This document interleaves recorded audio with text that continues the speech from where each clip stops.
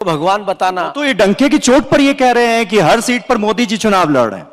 29 में से 29 सीटों का दावा उनका है, आपका दावा क्या है? आप यही बता दीजिए कम से कम इस बार मध्य प्रदेश में मोहब्बत की कितनी दुकानें खुलेंगी? समीर, मैं आपसे अनुरोध ये कर रहा हूं, आप मुझे रावण जैसी भाषा बोलने पे मजबूर क्यों कर रहे हैं? यही नहीं, अभी और सुनिए। दोस्तों, मैं हूं राजू चौहान। क्यों कर रहे हैं आप मुझे? मैं रावण को अपना आदर्श नहीं मानता, मैं राम को मानता हूं। अहंकार रहित भाषा बोलता हूं। हम बीजेपी से अच्छा करेंगे, ये मैं आपको तीसरी बार बता रहा हूं इतनी देर में। देख लो भाई, हम लड़के ना, हमारे साथ ऐसा ही होता है। दोस्तों, आप देख रहे हैं अपना यूट्यूब चैनल अवसर न्यूज 18। वहां से पैसा आएगा और 15-15 लाख मुफ्त में जाएगा। याद है आपको? याद है या नहीं? हाँ या ना है? अब वो बताओ कि वो लिस्ट तो आई नहीं। लिस्ट कौन सी आई? एसबीआई की। एसबीआई की लिस्ट कैसे आई? सर्वविदित है, बताने की जरूरत नहीं।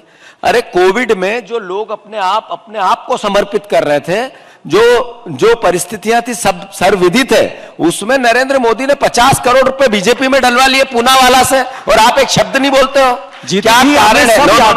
सब याद है, सारे नेताओं याद नहीं, बोलते क्यों नहीं याद होता? हमें तो इंदिरा गांधी के जमाने का गरीबी हटाओ भी याद है, जब नारा दिया गया था, लेकिन गरीबी हटी नहीं। आप इंदिरा गांधी जीवित नहीं है आज। तो तुम्हें पता नहीं है कौन है? कांग्रेस पार्टी की तरफ से कहा जा रहा है, कांग्रेस पार्टी की तरफ से नहीं कहा जा रहा है, बार बार ये कहा जा रहा है कि अगर तीसरी बार नरेंद्र मोदी सत्ता में आ गए तो संविधान बदल जाएगा, लोकतंत्र खत्म हो जाएगा, तानाशाही शुरू हो जाएगी, चुनाव नहीं होंगे। ये डर क्यों जताया जा रहा है? ये डर वोटर्स में इसको लाकर उन्हें डराया क्यों जा रहा है? ये एक बड़ा सवाल है। ये समीर, कौन डरा रहा है? ये तो अनंत हेगड़े बीजेपी के सांसद है, आज भी बीजेपी के सदस्य हैं, बीजेपी की पार्टी की सदस्यता ली, वो प्रचार कर रहे हैं बीजेपी के लिए। उन्होंने कहा नोटिस से क्या होता है? इससे पहले 50 लोगों ने कहा, क्या हुआ उनका? आरएसएस की मूल धारणा इस तरह की है, जो कई बार पीछे जाएंगे तो निकलेगा आपको। क्या हुआ उसका? ये कैसी बात कर रहे हैं आप? बचाना चाहते हैं बीजेपी को, जब देश अभी मजा आएगा ना भिड़ो। बीजेपी के नेता कह रहे हैं कि हम संविधान बदलना चाहते हैं, इसलिए अब की बार 400 पार, और आप कहते हो प्रोटेक्ट कर रहे हो उनको कि उन्होंने नोटिस दे दिया। हम प्रोटेक्ट क्यों करेंगे? हम तो उन्होंने जो कहा है वो आपके सामने रख रहे हैं। नहीं, उन्होंने क्या कहा? अनंत हेगड़े ने क्या कहा है? हाँ, अनंत हेगड़े, ज्योति मिर्धा, लल्लू सिंह, मैं 2 नाम और ऐड कर देता हूं। इन तीनों ने ये कहा कि भाई हमें भारी बहुमत से जिताइए, क्योंकि संविधान में बदलाव तभी मुमकिन है। ये सिर्फ वोट के लिए नहीं है समीर, और डिबेट में बहुत ज्यादा मजा आने वाला है। आप लोग पूरी डिबेट जरूर देखिएगा। स्तंभ की संस्था है TV9, उस पर मैं आपसे आग्रह कर रहा हूं कि आप मुझसे जो सवाल कर रहे हैं ना, जो लिख रहे हैं, जो बोल रहे हैं, एक दिन इस पे भी पहरे लगेंगे, बंदिशें होगी। तुम भी सरकारी मीडिया है चाइना में, गजब बेइज्जती है, सरकारी मीडिया हो जाएगी, इसलिए आप लोग भी बायस होना बंद करो। नहीं जीतू भाई, जब आप ये बात कह रहे हैं तो मुझे थोड़ा सा तथ्यों पर बात करनी पड़ेगी। भाई 2/3 बहुमत, संविधान में बदलाव इससे पहले भी हुए हैं। यूपीए की सरकार में भी 62 बार संविधान में बदलाव हुए, तमाम संशोधन हुए, 106 बार अब तक हो चुके हैं। लेकिन 2/3 बहुमत तो सरकार के पास था ही, अगर उन्हें बदलाव करना होता तो वो कर देते। ये बात थोड़ा समझाइए भी तो आम वोटर्स को। संविधान में बदलाव करना सर्वसम्मति से करना और अच्छे के लिए करना, देश के लिए करना। संविधान में बदलाव करना और संविधान को बदलने के साथ अपने एजेंडों को फॉलो करना, इसके अंतर को समझो आप। संविधान में बदलाव करना और मीडिया और टीवी की पर पाबंदी लगाना, और संविधान में बदलाव करना और इसको इंडिपेंडेंट और स्वतंत्र बनाना, इसके अंतर को समझते हो कि नहीं समझते हो आप? इस संविधान में बदलाव का अर्थ ये नहीं होता है कि लोगों के, नागरिकों के अधिकारों को सेंट्रलाइज किया जाए। संविधान में बदलाव करने का अर्थ होता है इंडिपेंडेंट, जो मौलिक अधिकार है, जो लोगों को अधिकार संपन्न बनाना है। देश की आम जनता की सरकार है, इसलिए जनता को और अधिकार देना, इसके लिए किए जाते हैं। उठा ले रे देवा, उठा ले रे बाबा, मुझे अमीर को नहीं रे। भारतीय जनता पार्टी जब से आई है, उन्होंने न्यू इंडिया की बात की। ऐसा देश क्यों है कि जिसमें ऐसी बातें हो रही है, जिसमें आप और हम बहस कर रहे हैं संविधान बचाने की? इसलिए नरेंद्र मोदी जी को चुना था। अच्छे दिन की बात हुई थी। अरे 80 करोड़ लोगों को आप राशन दे रहे हो, इसका मतलब है 80 करोड़ लोग गरीब बना दिया आपने, उसमें फक्र महसूस करते हो और टीवी उसकी बखान करती है। आपने 80% बच्चे या बेरोजगार हैं, आपने कहा था बहुत हुई बेरोजगारी की मार, अब की बार मोदी सरकार। विश्व का सबसे बड़ा देश मेरा बेरोजगार है, सेंसेक्स बताते हैं, उसकी बात टीवी नहीं करती है, मीडिया नहीं करती है, तो हम दुखी नहीं होंगे, देश दुखी नहीं होगा? क्या कारण है कि 88% किसान कर्जदार है? आज ये सेंसेक्स है, मैं नहीं कह रहा हूं, तो कर्जदार भी और अपना कर्ज पटा भी नहीं पा रहा है, दुखी है। इसका असर यह है कि सबसे ज्यादा आत्महत्या इस 5 साल में हुई। अरे 5-10 साल में नरेंद्र मोदी जी ने 2014 में जो बोला था क्या किया? एक बताओ, आप बीजेपी वालों से पूछना, मेरे बाद आएंगे उनसे पूछना, अभी शिवराज जी आने वाले उनसे पूछना। तो आपने कहा था बहना चिंता मत करना, अभी मेरे पास 1000 है, चुनाव बाद 3000 दूंगा। कहां है वो 3000? चुप हो जा, सातवीं फेल, चुप।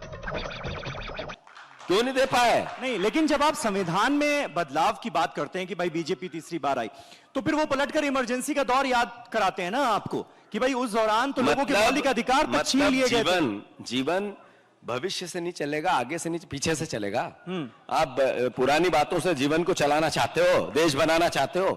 देश में, दुनिया में आगे बढ़कर देश विश्व में नंबर 1 आए, ये पीछे के इतिहास को देख के आएगा, उसकी कमियों को देख के आएगा। छोड़ देते हैं, पीछे का छोड़ देते हैं, आगे की बात करते हैं। जीतू जी, नहीं, मेरा प्रश्न, मैं आपसे अनुरोध ये करना चाहता हूं, आप क्यों नहीं कहा कि मोदी जी ने कहा था बिल्कुल आराम से, जो लोगों को समझ में आए, कि करप्शन बहुत हेवी है यूपीए की सरकार में, 2G 4G कोयला और अलग अलग, और उन्होंने कहा ये सारा पैसा जा रहा है स्विस बैंक में, स्विट्जरलैंड में, कुछ नियमों में बदलाव होगा और वहां से पैसा आएगा और 15-15 लाख मुफ्त में जाएगा। याद है आपको?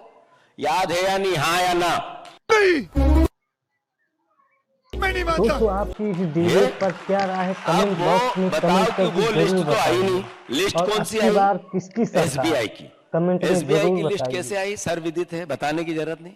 अरे कोविड में जो लोग अपने आप को समर्पित कर रहे थे, जो परिस्थितियां थी सब सर्वविदित है, उसमें नरेंद्र मोदी ने 50 करोड़ रुपए बीजेपी में डलवा लिए पूनावाला से, और आप एक शब्द नहीं बोलते हो। क्या कारण है? सब याद है, हमें सब याद है, सारे नेताओं के याद बयान नहीं, याद है। बोलते क्यों नहीं याद होता? हमें तो इंदिरा गांधी के आपने ये जमाने सवाल का क्यों गरीबी नहीं हटाओ भी याद है, जब नारा दिया गया था, लेकिन गरीबी हटी नहीं आप अभी तक। इंदिरा गांधी जीवित नहीं है, आज वो देश के लिए शहादत दे नहीं, चुकी है। आज उनकी बात करने के बजाय 10 साल के नरेंद्र मोदी की बात क्यों नहीं करते हो आप? मैं अतीत की बात भी कर रहा हूं, भविष्य की बात कर रहा हूं। अतीत में इंदिरा गांधी की बात मैंने की, राहुल गांधी ने कहा कि हमारी सरकार अगर आ गई तो हम गरीबी यूं एक झटके में खत्म कर देंगे। यही नहीं, अभी और सुनिए। बिल्कुल सही कहा। कैसे कर देंगे? कौन सा फॉर्मूला हाथ लग अब गया है? मैं बताऊं, 80 करोड़ लोगों को मुफ्त राशन देना गर्व की बात है, या 80 करोड़ लोगों को आर्थिक संबल बनाना गर्व की बात है? आप ये बताओ मुझे। हमने कहा हमारे 5 न्याय की बात है। हमने युवाओं को, जो पढ़ा लिखा युवा, उसको स्किल के लिए 8,500 रुपया पर मंथ देंगे, 1 लाख रुपया 1 साल में। ये क्या मैसेज है? ये मैसेज है कि उस बच्चे को आत्मनिर्भर बनाने के लिए स्किल देंगे, जिससे वो आगे रोजगार करे, उससे प्रोडक्शन हो, उससे देश की आर्थिक स्थिति सुधरे। बहन आर्धी आबादी, जिसको हम 8,500 रुपया पर मंथ देंगे गरीब बहन को, इसलिए नहीं देंगे कि आर्थिक सहायता है वोट दे दे, इसलिए देंगे कि जब आप आर्थिक संबंध आर्थिक आबादी को करोगे, मानसिक रूप से स्वतंत्र होगी। जब मानसिक रूप से स्वतंत्र होगी तो अल्टीमेटली वो देश में अपना योगदान देगी। ये सोच है। हम श्रमिक को, जब महंगाई बढ़ी, तो बीजेपी वाले पूछते हैं ना कि भाई 70 सालों में क्यों नहीं किया आपने? अच्छा, बीजेपी वाले ये वो, क्यों पूछते? और दूसरी चीज वो ये कह रहे हैं कि गरीबों के, करोड़ों गरीबों को गरीबी रेखा से उन्होंने ऊपर उठाया है। अत्यधिक गरीब बहुत कम हो गए हैं। कौन बोलता है?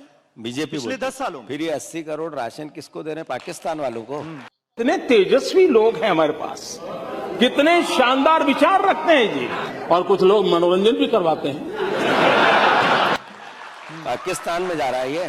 और फिर दूसरी बात है, उन्होंने जब कहा कि 60 साल 70 साल में क्यों नहीं किया, जब मोदी जी चाय बेचते थे उस स्टेशन पे, जहाँ स्टेशन ही नहीं थी, वो कौन बनाता अगर हम ये करते तो?